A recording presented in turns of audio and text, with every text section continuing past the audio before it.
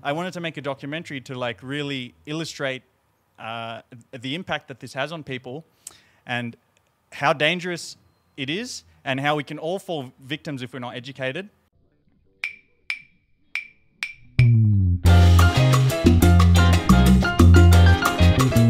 It's the Colombia Podcast Show. Welcome to the Colombia Podcast. I'm Andrew Messia. I'm Joel Duncan. And you are? AK Joel. AK Joel. AK. Yeah, that's what they call me in Oz, but here And I where? use Otherwise Australia. Can you speak into Oh, that sorry. thing? Yeah, I'm from Australia. Okay. And all my mates call me AK, but here I introduce myself as Akash because AK, the letters don't make sense in Spanish. Doesn't sound cool. Aka. Yeah, no. But it's like Aka. AK as in the gun? Like you Yeah. shoot shit down? Or Like is that, yeah. Why is that? Were you ex-military? Someone thought that was super creative when I was on a football team, back Okay. in when I was 19, 18. Okay. And my name is Akash, first two letters AK. So he's Yeah. like, oh, AK, sick Like name. a sharpshooter. Yeah. Shooter like that, man. Yes. Nobody ever named me that shit. We can think of something if you want. At the end of the episode, let's see where it goes. All right. And so, Andrew, this is... Yeah, Akash. I know Akash because he was a volunteer for our charity, and we go to poor neighborhoods and teach English, and we do a bunch of shit for people because we're awesome. But if you want to come volunteer, just hit up helpcolombia.com or helpcolombianow.com or just look up Help Colombia on Facebook, Instagram, whatever. And see the great things we do when we're not talking about vibrators, drugs, Yeah, and or poison and plugging each everything other. else. So, Yeah. Akash, he is a videographer and he's an artist, and he created a video. I'll let him introduce himself and tell us what he's all about. But we're talking about dating today, and it was pretty impactful, and it had a lot of attention on various groups. And I'll let you explain And we that. should talk about that attention. Yeah, I'll let you explain that. So tell us about what you're doing and why you're here. So I wanted to make a movie about scopolamine. Most of you already know what that is now. And I found the group actually with scopolamine victims, and there was maybe 5,000 of them in there. It's Wow. a lot. It's a lot, yeah, scopolamine victims. And I kept seeing these stories on Sorry, is that worldwide or is that a Medellin thing? it's a Medellin thing. 5,000 And it's a Colombia people. thing too. 5,000 It's all over people. Colombia, and I've heard people commenting and saying this happened to me in Ecuador, in different countries around South America, everywhere. So it's more widespread than just Medellin. Okay. But I kept seeing people commenting saying like, this is a myth, this never happens, Yeah. blah, blah, blah. I hate people talking about this shit. But then when I posted in that group, so many people came forward. My phone was blowing up, like, 10, 20 people, all different ages, all different, races from different countries were like telling me their story. But then I wanted to make a documentary to like really illustrate the impact that this has on people and how dangerous it is and how we can all fall victims if we're not educated. So I asked everyone told me their story. No one wanted to speak because of the stigma and that victim blaming you here. So only one guy came forward and he's like, I don't care. I need to tell my story just so no one else makes the same mistake. And he came forward and we did the documentary. Yeah. So And what is the... Because I did see it. I didn't actually see it. I put it on... I just listened to it because it's Andrew's voice in the background narrating the whole Andrew Morgan thing, by the Freeman. way. Andrew Morgan Freeman was narrating that video. my mate actually said that guy sounds like Morgan Freeman. Honestly, I've only given Andrew like 2 compliments in his life, and one of them was that you sound like Morgan Freeman. Oh, yeah. That was Hell a great, yeah. Smooth. but Yeah. he really has a great voice for that. And so, I got a face for radio. That's what they told us. when I was a kid.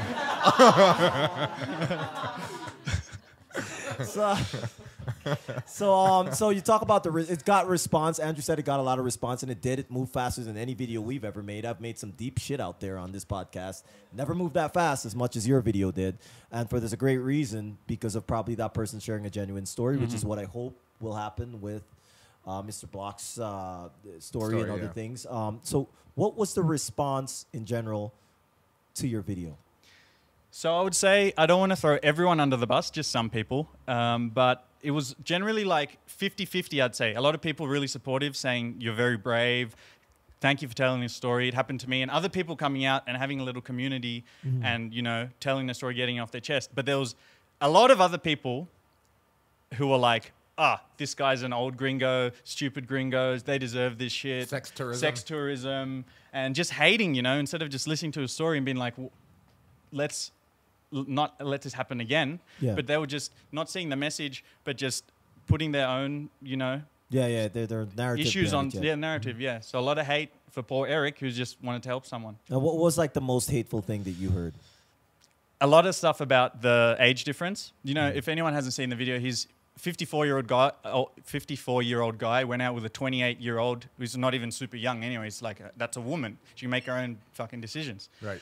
So he went out with her, and a lot of the people were focusing on this age gap, 30 years difference. They probably didn't even listen He to him deserves it. anyways, He deserves it. He So many deserves people it, saying he yeah. deserves it was That's the main terrible. thing. Yeah, that's terrible. He What deserves what it happened because to it was him? a- He deserves I it. bet if George Clooney or one of these, I don't know, I don't really follow the stars, but a lot of stars in Hollywood can be, they've got the what do you call it, salt and pepper periods, but they can go out with a 19-year-old, a 20-year-old. Oh, that's so nice, and it's George Clooney, but it happens to that guy, and he's a dirtbag, which again is pretty fucked up to say, and it comes down to victim blaming. Ooh, chocolate's kicking in. But I think that's really really messed up. And as you said, it can happen to anyone. Yeah, and we all absolutely. think we're invincible. Like, for example, getting robbed. We talked about it. I've been robbed once and once attempted. Didn't happen the second time. But I was like, on our podcast before, like you look at the earlier podcast, I was like, Medellin is fine, once you stay out of these places and you don't give this and you don't give whatever, and you'll be just fine. And then I put on 4 chains. I got robbed, man. Anyways, but you know what I'm saying? It's just like it's like you don't know until it happens to you. Yeah.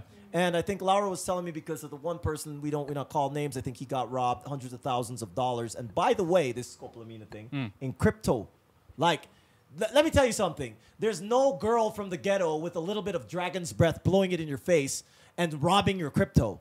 That's called organized crime. That's organized crime. Yeah. And so if you think you're beyond organized crime, good on you, man. Good on you. Good for you. But don't victim blame. Anyways, let's continue on. Yeah, so there was a lot of people, being armchair critics. You guys have that phrase? Yeah. So you sit Keyboard back warriors. and I can do better than this. I'm not so stupid. This will never happen to me. I mean, yeah, it can happen to anyone. Look, Eric's 54. Our mate here is only, 25, 26? Yeah. It can happen to anyone. Like, it's just a question of education is because we come from safe countries, most of us, Australia, England, US, and this sort of thing happens all the time. You might be texting a girl a couple times, never met her, come over, you want to watch a movie, Netflix and chill, whatever, some shit. It's all good. Nothing happens like that. But here, like, It does. you need to be aware because if you go over to a girl's place or something the first time and invite her over, there's a high chance that you're getting fucked up, right? Right. Yeah, and I was actually talking to Omir. Yes. Omer. Omir. Yeah, I pronounced it right because I used to call him Omer. But Omir, I was telling him that before the pandemic, I heard about people being scoped, or foreigners being scoped and robbed by their date 3 times. And this was like 9 years. Yeah. 3 times. And I I'd didn't say even know them personally. It was somebody told me, oh, this guy got scoped. And I was like, oh, damn, that shit happens. And then after the pandemic, it's almost once a week that I hear from a first-person account. And it's because we live in a poor country. People are starving. These women are either in an organized crime Unit, group, or they're just fucking finding a way out, and this is the easiest way out, and people end up dead. I mean, it's not... this guy in the video, what's his name? Eric. I made the video and I don't remember his name. Anyway, Eric, sorry, Eric, he's watching. Eric, I just pointed to my penis. Eric's, he blacked out for a few days, right? So he was out for 3 days. Yeah. 3 days. But because they were continuously Well, what they scoping say him, is or- that it only lasts for like 12 hours. Right. So they must have had this shit all on lock, and they were giving to him every 12 hours, keep him. And he said in the video that it took 3 days for his bank card to stop working. That's when they let him go. So they drained $7,000 from his account. And the thing you mentioned about organized crime, he was in a room for 3 days. They see this guy go in. No one asked, like, what happened to this guy? There's more. I just released part 2 of it where he talks about going to the cops and things like that. But what you mentioned, it's like Wait, so he was out for 3 days, obviously consciously out. Yeah. But that means that he had to go to the bank machine with them. Well, we don't to know. pull out money. Well, wait, No, we don't know. Or Because they gave him he gave another them thing the they say about key card. scopolamine, I don't know if it's true or not. They say it's the devil's breath because the person that puts it on you has complete control over Yep. you. So you look completely normal. Could be like this. I mean, like you're a little bit drunk now, but Yeah. no, like you're normal, completely stone sober. You could be, you could be just walking around, and your mates are like, "Oh, he's cool. Just met a nice girl, Yeah. going back." And then, like, even I've heard stories of porteros. A guy asked him the next day, "Why didn't you help me?" And he said, Yeah. "You were just hanging. You were normal. You talked You to look me." normal, yeah. And so this drug, the stories they say are you look completely normal, but that person, whatever they ask you to do, you do. You do it, yeah. So Eric, we were talking the other day, and he said, "Yeah, because like I didn't go to the bathroom or something in 3 days. Yeah, So maybe he was actually conscious, but he can't remember anything, and he was walking around to all the ATMs in Medellin, getting his money out and giving it to these people." I know as a fact that this happened in 2011. Jesse, if you're watching this story, we have matching tattoos. We're like cool, close friends from Australia also. And she lived right in Manila. And she was like, man, it was the weirdest thing. And we all traveled here together. And this one guy lived on the floor in the same room with same apartment. And he came in with like 2 people, like they were partying, you know, Australian guy and Yeah. whatever too. And then she's like, he just looked normal. He walked through and he left with his bags. With all his bags? Which is like a backpack. He's like, where are you going? He's like, yeah, I'll be back. Like that. He just left, and he's like, okay, you crazy motherfucker. I guess you're going with your backpack. And literally, when he told us the story after, and I was like, what is this? And I was one of those people that sort of didn't believe it. It was like the tooth fairy or whatever. And he's like, yeah, man, they just told me to pack your bags. Let's go. And I was like, let's go. And he did it. And it was like, it's sort of like when they, at least in the military, I know we got some military people here, they talk about like truth serums or whatever, and they inject you and you just say everything. Mm-hmm. It's apparently that's what it's like. Yeah. That's what it's like. Definitely. Yeah. And if you think you're bigger than the truth serum, good for you, man. But actually, when these guys, the bachelor party that's here, when they asked me at dinner, what should they know about the lay of the land? I'm like, well, I don't really know much about the lay of the land. But the one thing I will tell you is there's this thing called dragon's breath. So you should Devil's watch breath. out for the devil. Oh, dragon's Devil's breath is breath. where we actually... Dragon's breath is where you got bad breath. Actually, Yeah. oh, wait, by the way, I dragon's prefer devil's breath over dragon's breath. and speaking of which, now that I fucked that one up, by the way, dragon's breath is something that's very uncommon in Colombia because dental hygiene is one of the best things ever. Like you smell great breath and you go like you eat a lunch and you'll see people lined up in the bathroom just brushing their teeth and I feel like, God damn, dude, I'm savage, man. I didn't bring my shit. But that's the truth. Anyways, Yeah, so I got a question for Akash. So Can I just touch on one thing? yeah, go ahead. Go ahead. So we heard the story about how you can get drugged and robbed, right? Yeah. But it actually can get worse than that too. Because I think it was about a month ago, 2 guys just in Laureles, one Australian guy detained.